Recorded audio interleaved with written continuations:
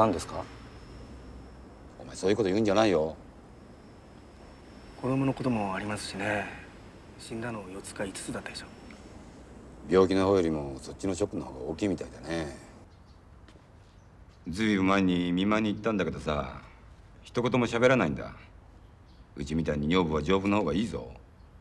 西さんの方が大変だろ。子供は死んじゃうわ、女房は病気だわ。